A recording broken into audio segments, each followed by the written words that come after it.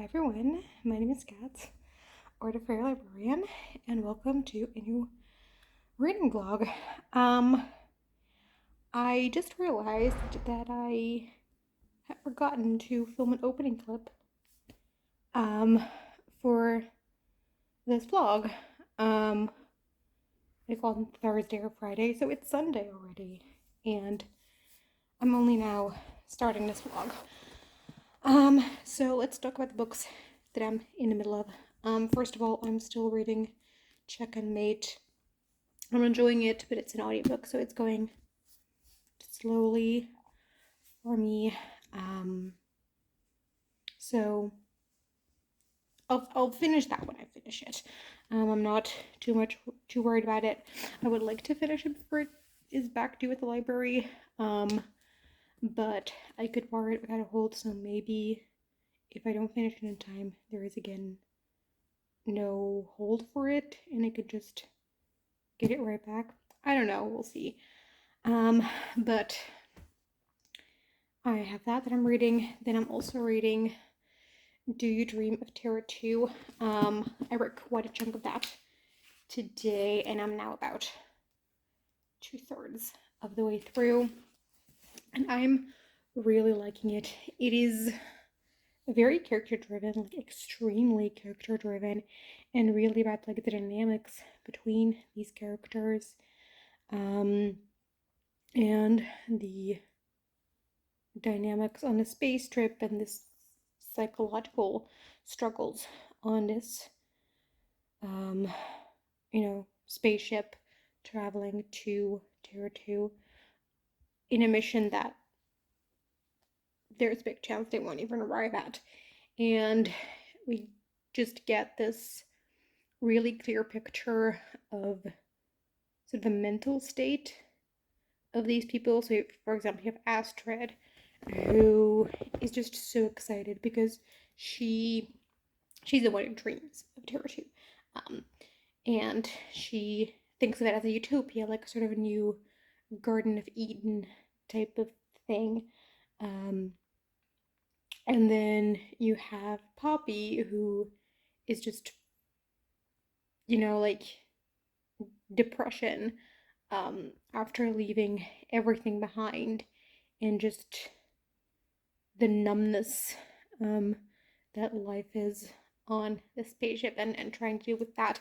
And so each of the character has like something that they're struggling with, and like some other view of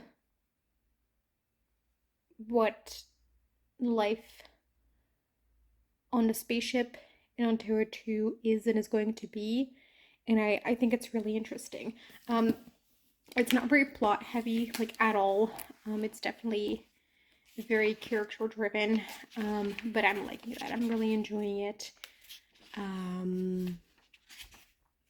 So I'm gonna try to finish it during this vlog. And then this weekend, I started another book, which is How to Solve Your Own Murder by Kristen Perrin. This is the book club pick for the Evil Minds Research Group and for Rating Them's Discord book club. And I am enjoying it so far. I'm about halfway through already, because it's a pretty quick read. Like, I am on page 160, and I read all of that like Friday afternoon and Saturday, because today I read only in Do You Dream of Terra-Two. So it reads pretty quickly. I'm quite invested. So this is about our main character, Annie, and she has a great aunt, Frances. And Frances had a she went to like a fortune teller at some point, and they said that they predicted a bunch of things, and then also predicted that she would get murdered.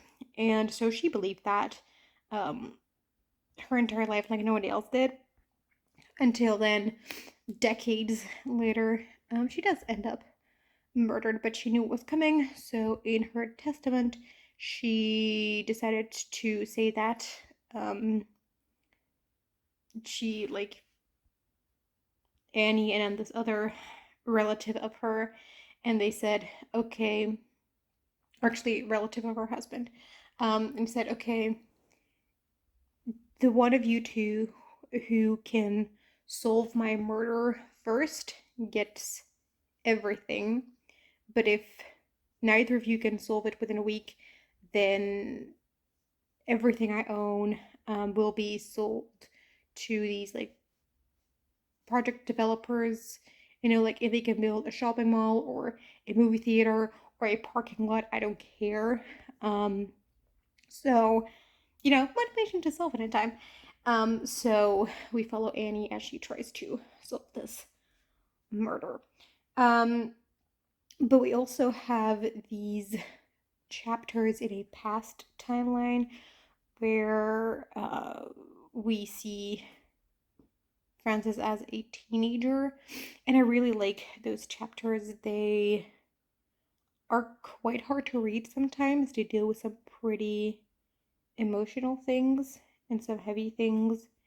And I've had a couple times where I had to, like, take a break from this book after reading one of those because it just was so hard to read for me. But I do like that they're included, and they really make me like Frances a lot more, because from the present timeline, I didn't really like her that much, but the past timeline really, you know, like, humanized her a lot more and made me like her a lot and feel for her. So yeah, I'm really like it. I don't have, like, massive theories yet. I mean, I think there's, like, one character from the past timeline that I think has something to do with certain aspects. But that's all I'm gonna say. I could be totally wrong, of course. Um, so yeah, I am also probably going to finish this, or try to finish it, this vlog. That way, in the next vlog, I can just start reading books for the readathons that I'm doing, like the competitive readathons, because they, both of them, you have to start the book in December to be able to count it. And I'm really excited for my December TBR. So yeah, I have two books that I'm really enjoying. So that is great. I also, since December 1st, I have an advent calendar. And I got this for my birthday. My mom gifted it to me because my birthday is in November, so that's, like, the time to give people advent calendars. And what it is, it's like a puzzle thing. So you have, wait, I'll this is a little bit easier to show you. So it has these puzzles in it, and or like piece of puzzles, and I think, I don't know if it will follow, like, a full image or just different things of, like, what is happening in each of the houses, because this is a brand of puzzles that I really like. And what they do is they have an image on, like, the box and everything, but that is not the image that you're making. It's like a clue towards the image. So for example, it says here, like, don't bestow a seatbelt, what's happening below. So that gives me the impression that maybe we're not actually making a full scene, but we're just, like, because we always have, like, houses on each of the numbers, so that we're, like, inside that house to see what is going on there. I could be wrong, and maybe it could be, like, you know, one big image, but yeah. So that is the advent calendar I got, and I'm gonna be opening the first one, like, in a bit, and then make the puzzle, and I'm really excited. I will show you every once in a while what it looks like. But I don't, like, I won't do every day, I think, because that's a bit much, but I'll show you every once in a while. Um, so yeah, that's the sort of vlog. I will talk to you when I have an update. Bye. Hi, it is Tuesday morning, and I'm gonna talk to you about Daydream of Terra-Two. I made it to the end of part 3. I have like 100 pages left. So I'm gonna finish that today, or try to. But I thought that this would be a good point to do a final update before I finish. So, I am really liking this book. I'm really invested. I already mentioned that I really like the different personalities and how to deal with situations differently and all that. So that's still true. We see more like of that and from more people. Because while yes, technically we've had the POV of everyone on the crew, or like at least all the younger people on the crew, like the seniors, we don't really get, or the senior crew, we don't really get that POV from, but from the 6 younger members, we have had everyone's POV at least once in this book, but some of them get significantly more than others. Like right now, it's mostly Jesse and Juno that get POVs. And then the others, like Harry occasionally, but like the others haven't really been getting their perspective lately. So yeah, it's interesting to see these different ways of dealing with things. A plot thing has happened that I'm not going to say because it's pretty far into the book, but I didn't think it would happen. I thought they were just following these characters on their journey and that nothing like would go wrong or anything, but just, you know, be a character study or something. Um, Something pretty intense happened. Um, and like, I still don't know if they made it out or not. So, I'm gonna have to keep reading. So yeah, I'm really enjoying this. Currently, my level of enjoyment is sitting at a 4.5. Yeah, I'm really liking. I do have one question though. I don't know what Astrid's job is. Like, each of the crew members have a clear job on there. So you have Harry, who's going to be the leader of the mission and, you know, be the captain of the ship. And then you have Jesse, who grows plants, and Elliot, who's the physicist, so he does like the technical stuff. And then you have Poppy, who does the communication, Juno, who's a doctor. But what does Astra do? I don't. It could have been mentioned, but I forgot. But I don't know where her job is. So I'm really. I don't know. We don't get her a lot. Like we don't get our POV. We only got it at the very beginning. Um, and also people don't really interact with Astra that much. I feel like. When we get a scene between two people, it's usually not Astrid, which is interesting. So yeah, I don't know. That is my rambly thoughts on this book so far. I'm really enjoying it.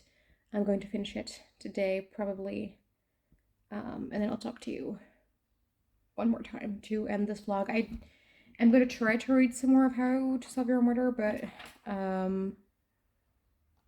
I don't know that I'll finish it. I don't know if there's enough time to finish that.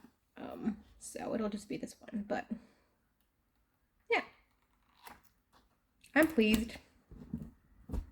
I'll talk to you later. Bye. So it is Wednesday, and I just finished Diary of Terra-Two, and the ending was beautiful. It is sad and beautiful and hopeful all at once. And I think that it just was very fitting for the end. It was like part of it was how I thought that it was going to end, but part of it not. And I just think that it is the perfect ending for this book. Yeah, I really, really enjoyed it. I really liked it. I don't have much else to say that I haven't already said. I like how character driven it is and how we got to see different people with different personalities dealing with the situation in different ways.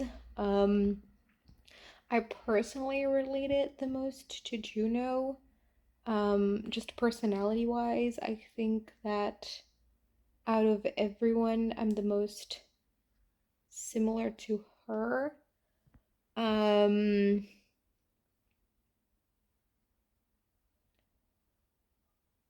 but yeah, I also really liked Elliot, and Poppy. Um, yeah, I don't know, I really liked it a lot. It was a very beautiful story. The ending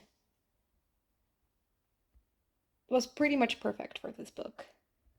Um, so yeah, I'm gonna think about my exact rating for this.